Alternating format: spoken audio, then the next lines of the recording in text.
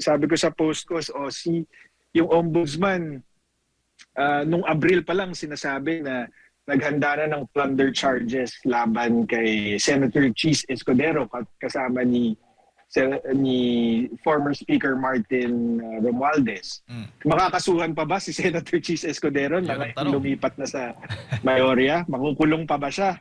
Yun yung mga tanong eh. Nasa linya po ng ating komunikasyon si Attorney Salvador Paulo Panelo Jr. Attorney, good morning po. Jade at Admar po ang inyong makakasama. Maraming salamat po sa inyong oras. Good morning, Jade and Admar. Opo, sir. Maraming salamat sa pag-imbita. Yes, sir. At itong naganap nga na pagdinig kahapon, ang sinasabi po ng kabilang kampo, it was illegal at hindi recorded.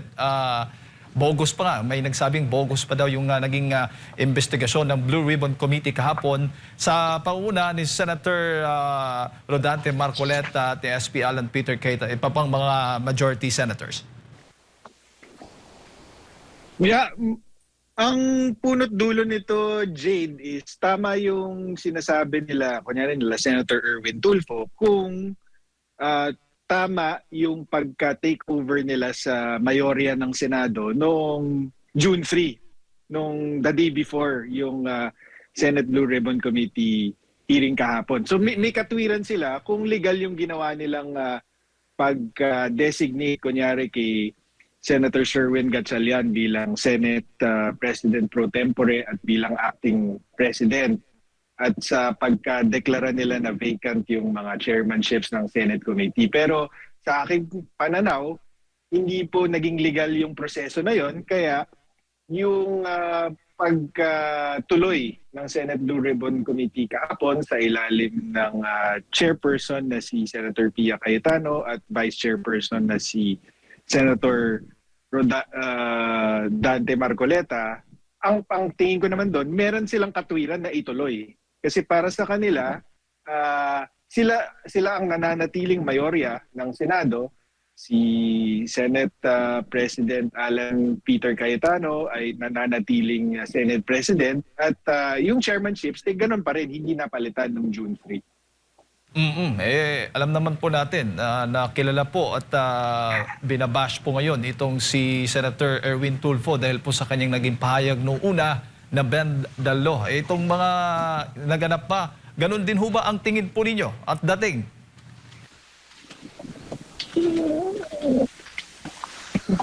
Hello? Na-bend the law ho ba? Na-bend the law ho ba ang mga patakaran nga dyan sa loob ng Senado matapos nga yung pagpapalit nila ng liderato at pagpapalit po ng mga committees chairmanship? Yeah, tingin ko ganun na po yung nangyari. May bendalo na nangyari. Dahil binasa ko po itong Avellino versus Cuenco, yung Supreme Court case na ginagawang batayan nitong Gatchalian 12 para i-justify yung pag-takeover nila sa Senado noong June 3. At ang nakita po natin is ang pinaka-basic na batayan nila dito ay, ang sabi nila, ayon doon sa kasong yon, pwedeng maging quorum ang 12 senador kahit na 24 ang miyembro ng Senado kung 22 lang ang available sa mga senador out of the 24. Kaya dahil daw doon, pwedeng maging quorum ang 12 senators. Nabanggit ito sa Avellino versus Cuenco. Ang isa sa mga katwiran na ginamit dito ay ayon sa konstitusyon ng mga panahon na yan, kasi 1949 pa itong kasong ito. Noong under the 1935 Constitution, to constitute a quorum for the transaction of business or to do business, a majority of each house is required. So, ang nasa doon sa Avellino versus Cuenco, doon sa decision ay ang majority of each house ay hindi daw nangangahulugan na majority of the members of all the members of each house. So kung yun ang ginagamit nilang katwiran na so ang majority of each house hindi nangangahulugan na a majority of the 24 kundi a majority of those available only. Yun ang ginagamit nilang katwiran. Pero hindi po tamang batayan yan kasi number one, ang totoong decision or ruling doon sa Avellino versus Cuenco ay hindi naman po yung issue ng quorum, kundi dininay ng Supreme Court yung petisyon na umabot sa Supreme Court dahil ang sabi ng Supreme Court, wala silang jurisdiction to rule on the issue of the Senate leadership squabble in 1949. Ang katwiran ng Supreme Court is it's because it's a political question. Anong ibig sabihin nun? Ang ibig sabihin nun, yung pagpapalit ng liderato sa Senado ayon sa Korte Suprema noong 1949, hindi namin dapat pinapakialaman yan dahil ang mga senador lang ang makaka-decide para sa kanila kung sino ang totoong leader nila. Yun ang naging ruling. Kaya yung mga sumunod na ruling ng Supreme Court, ang tawag doon obiter dictum, meaning opinion lang yun ng court pero hindi yun binding precedent. Hindi mo siya pwedeng sundan bilang president or gamiting batayan na galing sa Supreme Court. So ang sabi ng Supreme Court, wala kaming jurisdiction para sagutin yung mga tanong na yan. Pero kasi ang naging botohan, Jada Danmar, 11 kasi yung justices ng Supreme Court noong 1949. So anim ang nag-vote to deny the petition ni Senator Avellino. Ang petition ni Senator Avellino is i-recognize siya bilang Senate President at tanggalin si Senator Cuenco naman bilang acting Senate President. So, noong mga panahon na yon, parang si Alan Peter Cayetano, si Senator Avellino, si Senator Gatchalian naman, parang si Senator Cuenco. Siya yung tinalaga bilang acting Senate President. So, anong naging botohan ng Supreme Court? 6 ang nag-deny ng petition dahil nga wala daw jurisdiction ng Supreme Court to determine that question. 4 ang nag-dissent, meaning hindi sila nag-agree na walang jurisdiction ng Korte Suprema at isa namang justice ay absent. Okay? So, anong nangyari? Sabi ng dininay ng petition because walang jurisdiction, tapos out of the 6 justices na nagsabi na walang jurisdiction yung Supreme Court, 2 sa kanila ang nagsabi, at dahil wala tayong jurisdiction, dapat hindi na natin sagutin yung issue ng quorum. Kung 12 ba or 13 ang dapat quorum sa Senado. Opo. Tapos yung 4 naman ang nagsabi, so sabi ng Supreme Court sa decision, 2 yung nagsabi na hindi na kailangan talakayin yan. So ang susunod na discussion is opinion lamang ng 4 na justices.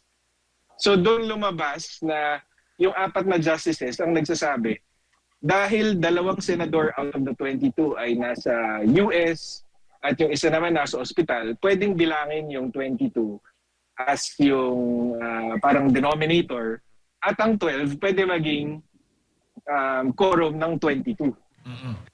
Yun ang naging ruling. Pero 4 lang sila. Yung 4 na nag-dissent, lahat sila agree na 13 dapat ang quorum for Senate membership of 24. So, ang totoong bilangan dun sa issue na 12 ba or 13, 4 versus 4. So, bukod sa obiter dictum na yung 12 is the new 13, hindi rin pwedeng maging binding precedent kasi 4 versus 4 ang botohan tungkol sa issue na yon. Opo. At ang isa pang pagkakaiba ng 1949 case ng Avellino versus Cuenco at yung nangyari nung June 3 is noong 1949, isang araw lang po nangyari ang lahat ng kaguluhan sa Senado. Nagsimula po yung session na 22 po yung senador na present sa session. Nag-walk out lang po yung 10, kaya 12 lang po yung natira. So sabi ng Supreme Court, dahil yung session na 12 senador lang yung natitira, continuation lang yun ng session nung umpisa kung saan merong malinaw na quorum na 22 senador, merong quorum. kahit na 12 lang yung natira. Pero dito po sa nangyari nung June 3, mula sa simula, wala po silang quorum na 13. Mm-mm. Nagsimula sila 12.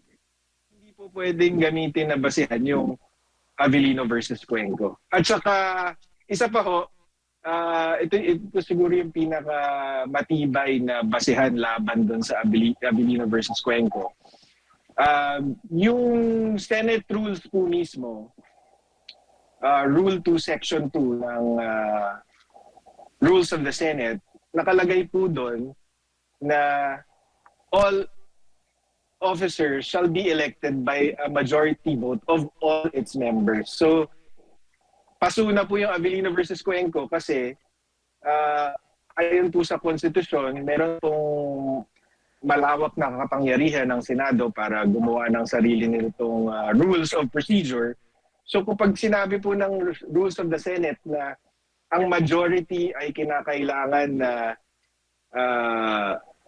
majority of all of its members, ibig po sabihin nun dapat 13, hindi pa 12. Mm-mm. Opo. Pero attorney, kasi ang ginawa nila, inalis po nila itong hindi po nila sinama si Senator Bato dahil hindi nga daw present at hindi alam kung saan, at itong si Senator Jinggoy ay nakakulong. So sino ba talaga ang magdedetermine o magde-decide na hindi isama yung dalawa? So hindi po sila hindi pwedeng isama dahil senador pa rin po sila kahit po hindi nag-attend ngayon ng Senate session si Senator Bato or hindi alam kung nasaan siya. Tapos si Senator Jinggoy naman ay nakakulong currently. Hindi po sila pwedeng i-exclude. Wala pong legal basis para i-exclude sila dun sa bilang na 24. Opo.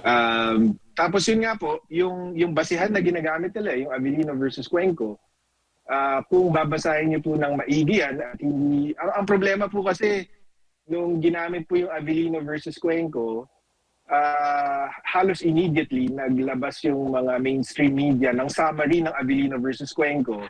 Na kapag binasa mo yung mga summary ng mainstream media, mapapaniwala ka talaga na yun yung sinasabi ng kaso.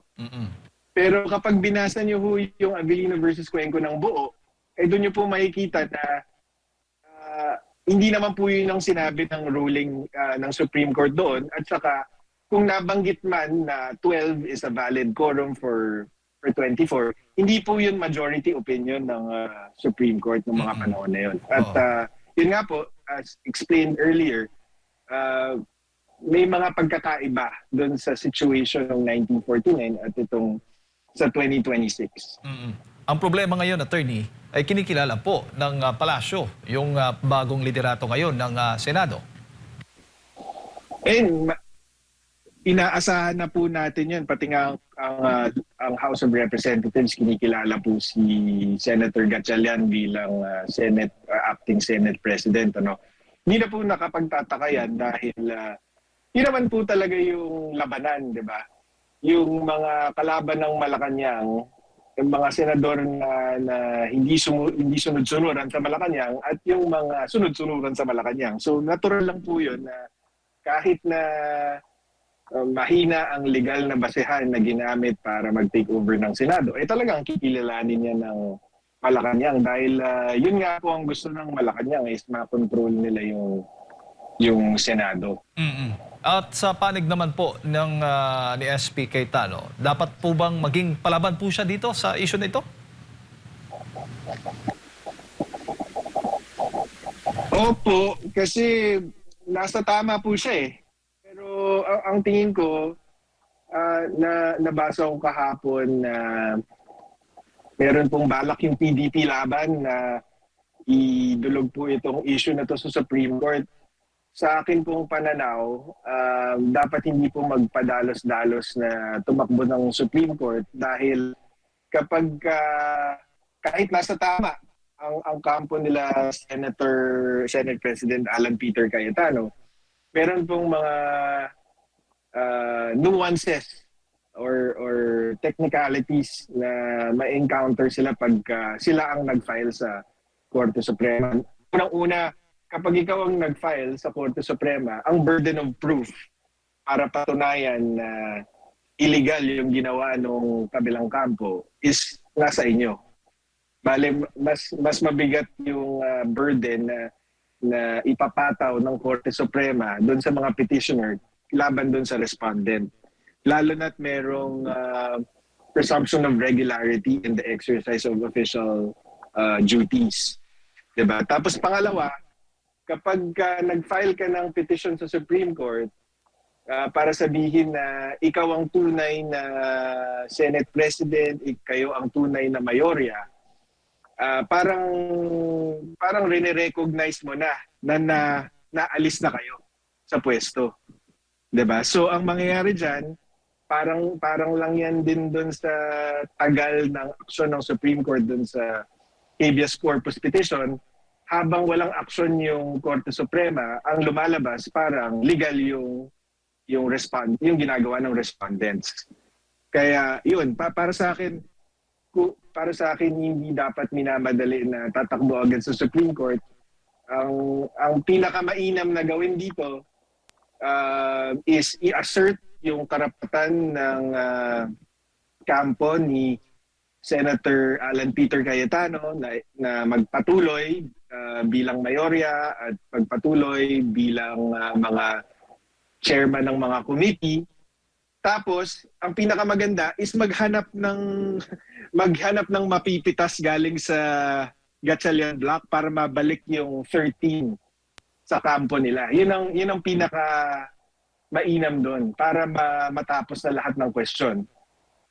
Kaya lang, syempre, mas madali yun sabihin kaysa gawin. At lalo na alam naman natin na kapag kalaban ka ng administrasyon, palaging merong threat na makakasuhan ka ng kung ano-ano. Diba? So factor po lahat yun. Opo. Pero ang nangyaring investigasyon kahapon sa Senado, sa Blue Ribbon Committee, papaano po yan? Dahil hindi po kinikilala ng another faction ng mga senador sa Gatchalian Block nga. At saka sabi pa nga, hindi recorded yung naging hearing. At saka yung mga empleyado pa ng Senado that time, naka-work from home pa, attorney, naiipit nga sila kung sino nga susundin dito sa issue na ito. Hindi naman po natin masisisi yung mga empleyado for being confused kung sino ba talaga ang dapat sundin. Meron naman pong mga nag-assist sa mga senador na dumalo kahapon. Yan po, yung mga consequence ng mga action kahapon at yung mga susunod pa katulad sa June 8, di ba, meron daw sariling Senate Blue Ribbon Committee hearing Yes. na pamumunuan naman ni Senator Erwin Tulfo. Habang walang solusyon, habang walang resolution dito sa legal issue na to kung sino ba ang tama, magpapatuloy na merong cloud of doubt on both groups. Lahat ng hakbang ng both groups magkakakulay ng magkaka-question, magkaka-cloud of doubt. Kaya yun nga, ang pinakamainam na gawin is imbis na idulog yan sa Korte Suprema na yun nga, baka hindi rin ma-actionan agad yung petisyon. Ang pinakamainam dyan is para sa bawat kampo, maghanap sila ng pang 13 para hindi na ma-question kung ano man yung ginagawa nila. So in the next few days, in the next few weeks, tingin ko yun ang labanan. Kung sino ang unang grupo na makakakuha ng 13th senator. Kasi kung kahit na sabihin na nating illegal yung nangyari ng June 3, kung makakuha sila ng 13th, mababaliwala lang din yung nangyari nung June 3. Kahit itakbo mo pa yan sa Supreme Court, baka sabihin lang ng Supreme Court, buti na academic na. Kasi 13 na yung sumusuporta kunyari kay Gatchalian. Pero kung sila Senator Cayetano naman ang nakahanap ng additional na senador para siguro bale pang 14th and 15th na. Kasi hindi nga makaboto itong si Senator Bato at saka si Senator Jinggoy, sila po ang magiging legitimate na mayorya. Lalong lang po ngayon, speaking of doon sa mga empleyado po ng Senado, ay may possibility na by Monday, kung hindi ako nagkakamali po, may balitang iimbestigahan po yung mga nagpalusot nga doon sa Brave 18 at sa mga tumulong o sumuporta nga doon sa pagdinig ng Blue Ribbon. Kaya para sa akin, 'di ba, kahit sila Senator Alan Peter naman nagsabi na binalaan din nila yung mga empleyado na haharang naman sa kanila, Yun. di ba? So, 'di ba, bawat grupo may katwiran yan eh.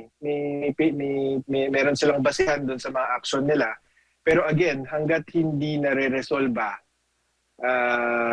kung sino talaga ang hangga't hindi nagkakaroon ng 13th or 14th, 15th member yung bawat grupo, lahat ng aksyon nila questionable. Yeah. Opo. At, Magiging ganun. Nakalimbo tayo hanggat hindi nabubuo yung true majority. Kasi kahit naman sila Senator Sherwin, 'di ba, kaya nga nila hindi mahalal si Sherwin Gatchalian bilang Senate President. Acting Senate President lang ang itinalaga sa kanila dahil alam nilang kailangan nila ng 13. Tingin ko, ang ano lang, Jayden and Mar, diba, dahil sa nakita natin dun sa Avellino versus Cuenco na hindi naman pala malinaw or hindi naman pala sapat na batayan para dun sa ginawa nila. Ang dapat lang tanungin ng mga tao is, bakit nila pinilit yun? Diba? Bakit nila pinilit, kahit mahina yung batayan, bakit nila pinilit? Bakit hindi na lang sila nag-antay ng makakuha ng 13 na miyembro sa hanay nila? Bakit nila ginawa ng June 3, the day before yung June 4 Senate Blue Ribbon Committee hearing na pinabunuan ni Senator Pia at ni Senator Dante Marcoleta? Diba? Yun yung mga tanong na dapat alamin ng sagot ng taong bayan. Tapos sabi ko sa post ko, yung ombudsman, nung Abril pa lang sinasabi na naghanda na ng plunder charges laban kay Senator Chis Escudero kasama ni former Speaker Martin Romualdez.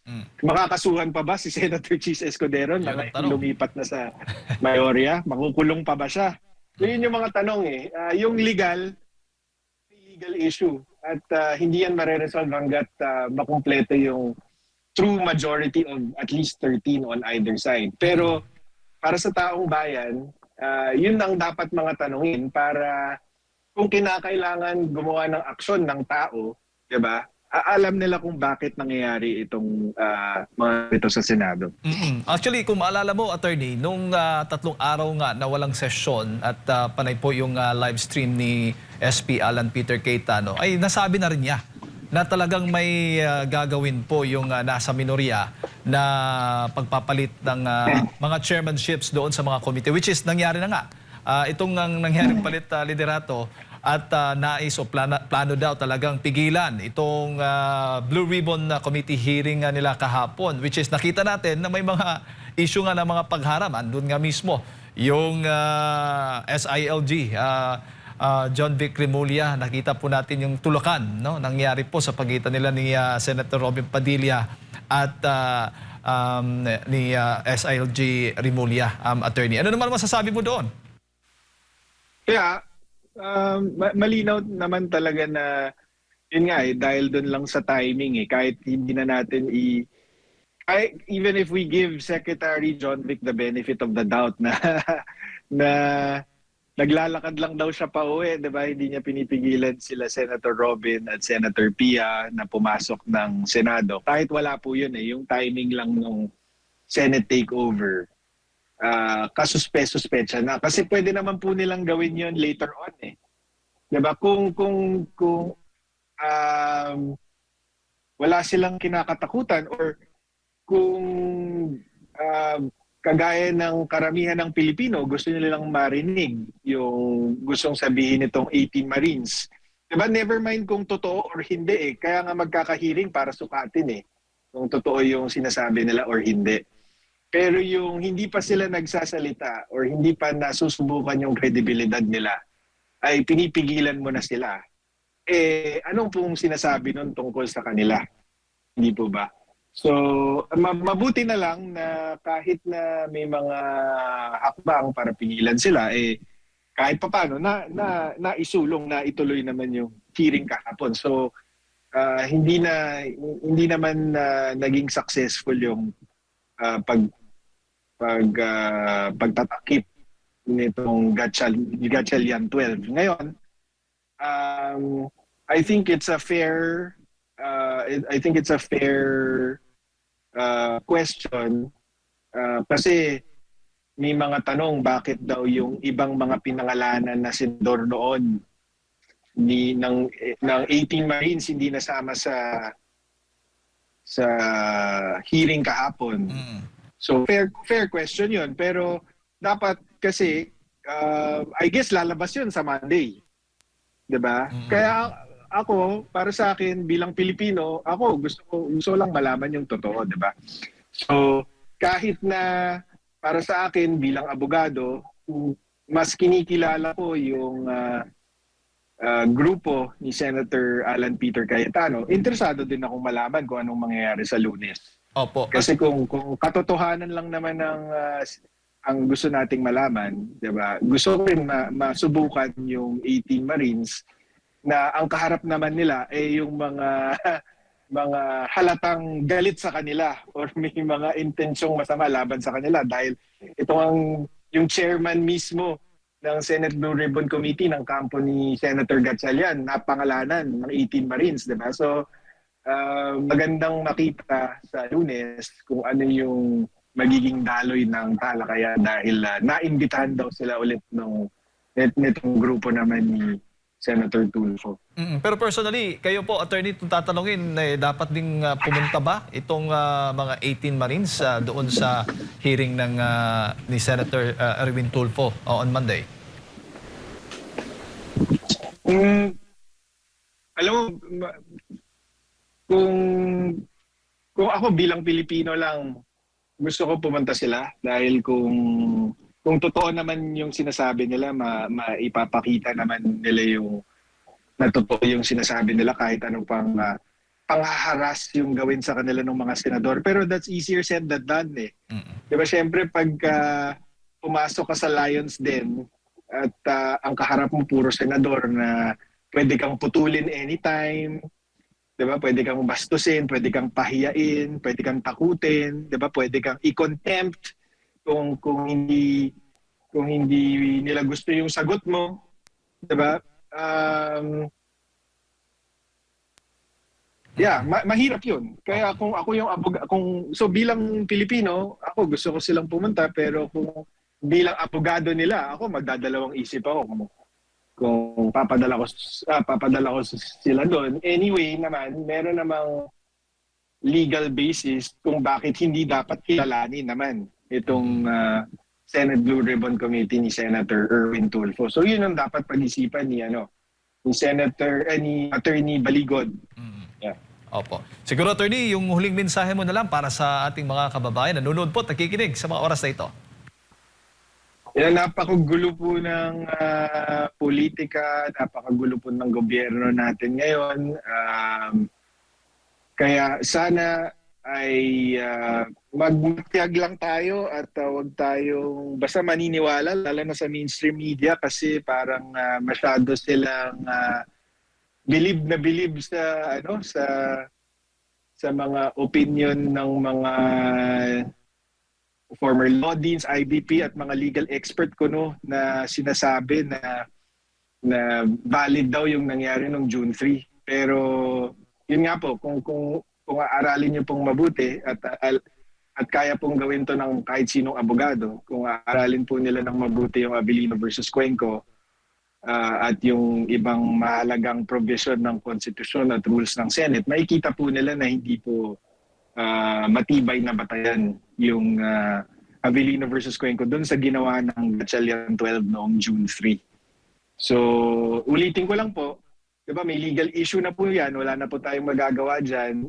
Hayaan na po natin yung bawat kampo na gumawa ng hakbang para ma-resolve yan. Pero ang isipin dapat ng tao, bakit ginagawa nila ito? Bakit pilit na inaagaw itong liderato, mayorya ng Senado kahit na mahina ang legal na batayan. Ano ba ang kinakatakutan nila? Ano po yung sinusulong nila? Yan ang dapat tandaan ng tao. Alright. Attorney, maraming salamat po sa inyong oras. Magandang umaga po sa inyo.